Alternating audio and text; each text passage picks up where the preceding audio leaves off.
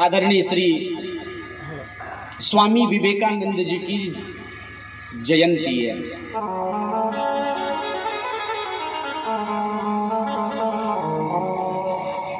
याद आया एक बार क्या हुआ, स्वामी विवेकानंद जी ने अपने गुरु से भगवान को पाने का मार्ग पूछा।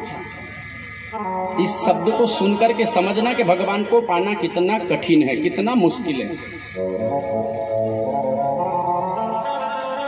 स्वामी विवेकानंद जी ने अपने गुरु से पूछा, गुरु जी का नाम रामकृष्ण परमहंस, रामकृष्ण परमहंस स्वामी विवेकानंद जी के गुरु जी।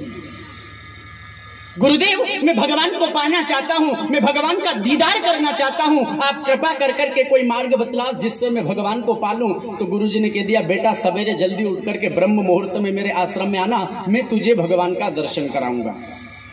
स्वामी विवेकानंद।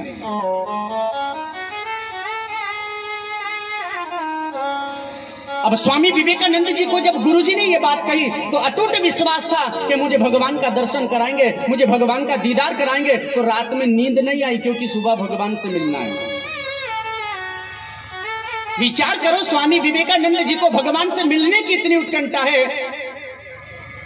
हम साधारण लोग यदि सुबह विचार करें कि आज हमें हमारे प्रियतम के पास जाना है, आज हमें हमारे बेटे के पास जाना है, आज हमें हमारी माँ के पास, और दिल में यदि अथाह खुशी हो तो रात में नींद नहीं आती, कब सुबह सवेरा जल्दी हो जाए और हम निकल जाएं।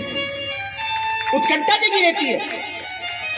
स्वामी विवेकानंद के दिल में भी यह उत्कंठा है कि सुबह में भगवान का दीदार करूंगा, भगवान के दर्शन करूंगा। रात्रि में नींद नहीं आई और सवेरे ब्रह्म मुहूर्त में जल्दी गुरुजी के आश्रम में। गुरुदेव प्रणाम। बेटा आ गए? बोले हाँ, मुझे भगवान के दर्शन कराओ। गुरुजी ने कहा, बेटा चलो हम नदी में स्नान कर करके आते हैं, फिर मैं तुम्हें भगवान का दर्शन कराऊंगा। नदी पर पहुंचे। बेटा भगवान का दर्शन करना चाहते? बोले हाँ गुरुदेव, मैं भगवान के दर्शन को पाने के लिए उत्कंठित हूँ। मेरा दिल, मेरा मन, मेरी आंखें उन्हें देखने के लिए ललचा रहे हैं, तरस रहे हैं। आप कृपा कर करके उनका दीदार करवाइए। रामकृष्ण परमहंस गुरुजी ने कहा, बेटा भगवान से मिलने के लिए पहले तू 108 डुबकी नदी के अंदर लगा के आ। स्वामी विवेकानंद जी कूद गए नदी के अंदर। 1 डुबकी लगाई, 2 डुबकी लगाई, 5 लगाई, 10 लगाई, 20 लगाई, 50 लगाई। 108 डुबकी का आदेश है गुरुजी का। डुबकी लगाते गए 100 हो गई। गुरुजी आकर के पास में खड़े हो गए। 107 डुबकी स्वामी विवेकानंद जी ने लगाई, 108 लगाई और स्वामी जी ने ऊपर से गुरुजी ने हाथ धर दिया, जल के अंदर डुबोया रखा। 1 second, 10 second, 50 second, 1 minute, 1.5 minute, 2 minute, जब तक जल के अंदर सांस चली स्वामी जी जल के अंदर रहे। और जब देख लिया कि अब यदि मैं बाहर नहीं निकला तो सांसें खत्म हो जाएगी, मैं मर जाऊंगा, तो गुरुजी का हाथ हटाया और जल से बाहर।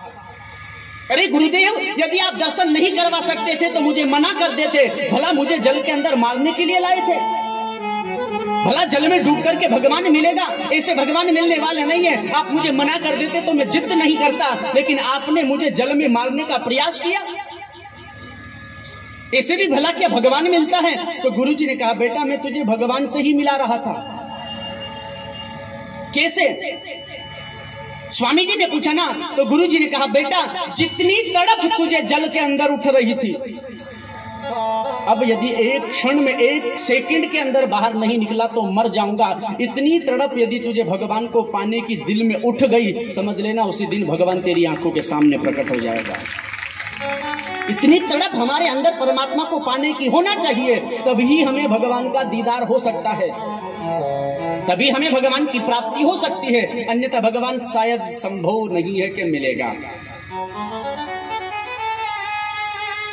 लेकिन साफ भगवान ये नहीं देखता कि तू बड़ा आदमी है या गरीब आदमी है। भगवान ये नहीं देखता कि तू स्नान कर करके आया है या बिना स्नान के आया है। भगवान ये नहीं देखता कि तू शुद्ध है या अशुद्ध है। भगवान ये नहीं देखता कि तू पढ़ा लिखा है या अनपढ़ है। भगवान ये नहीं देखता कि तू मानव है या पशु है।